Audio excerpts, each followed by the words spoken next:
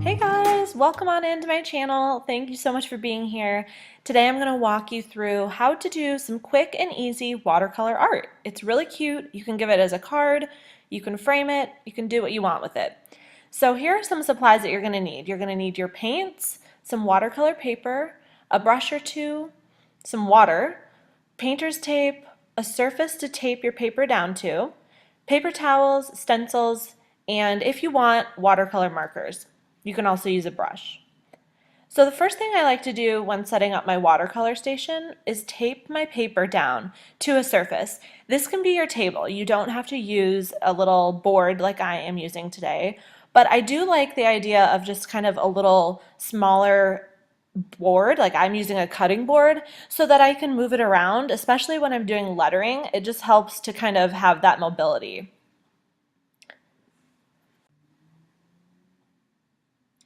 Another thing the tape is good for is just framing your surface. So if you want to have some white around the outside, this is also helpful, especially if you're flooding the surface with paint, which I'm not doing that today, but again, it's just helpful to have that frame kind of around your page.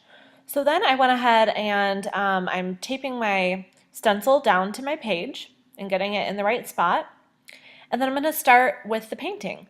So one thing you really want to do is prior to doing your main event page, you really should test your colors and pick those out beforehand. Especially today, like what I'm doing with lettering over a background color, I would recommend choosing a much lighter color for the underneath part and then a bolder, darker shade for the lettering.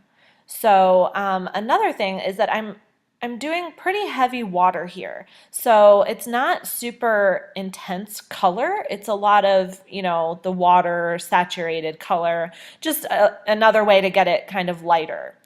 One thing right here that I like to do is take a paper towel and just blot over it if I feel like I've just gotten too much on the paper. So that's just another little helpful thing to do. You can just dab it as you go with paper towel to pick up some of that water and some of that paint that maybe you laid down a little bit too much with your brush. And then at this point, you can definitely just let it air dry if you'd like to, but I like to take a little heat dryer and just kind of wave it over the top to give it a little bit of an extra push to dry a little bit faster, especially when I'm doing some lettering on top of it. So next we're going to start our lettering.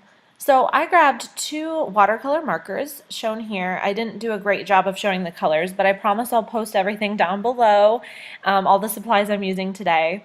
But I chose a darker and a lighter, and one technique I'm doing is just taking a little acetate sheet and I scribbled out some of the ink from the darker pen onto the sheet. And then what I do is I take my lighter watercolor marker and I pick up some of that ink from the acetate page, and then I start my lettering. And it's just a cool way to give it kind of a variegated look. It just adds a little bit of texture and a little bit of interest to the eye in the lettering that way, and I really love doing that. I can't take credit for the technique, but it's something I learned from another YouTuber, and I just love the technique, so I try to do it every time I'm doing lettering. Yeah, also just bear with me, you guys, here. This is my first tutorial of a crafty type event. And so when I shot this video, it was upside down and I planned to just rotate it. But as I rotated it, it just looked off. So I am just leaving it as is, and I promise I will show you the end result right side up when we're done.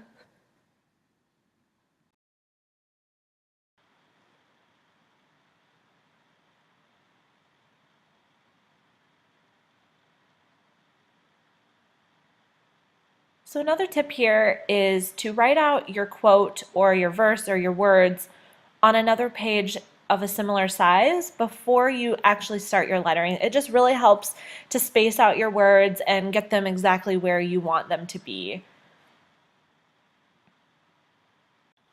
Okay, so now that all the beautiful work is done, I am ready to take my tape off. And one thing I like to do is just run my heat gun over the tape just a little bit so that it doesn't pull up any of the paper. Another trick I learned, and it works wonders for when you're pulling off your tape. Okay, so there we go. The next thing I did was I just wrote the verse reference at the bottom with a fine point black pen. And then what I'm going to do next is just trim the page a little bit where I felt like it needed it. I think I just ended up taking a 1/2 inch off the top and a 1/2 inch off the bottom using my little paper cutter here.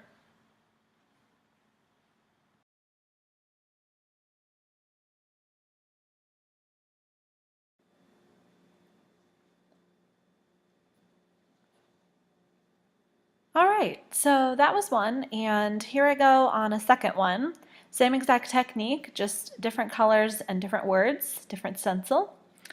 And just a couple other tips I wanted to share with you.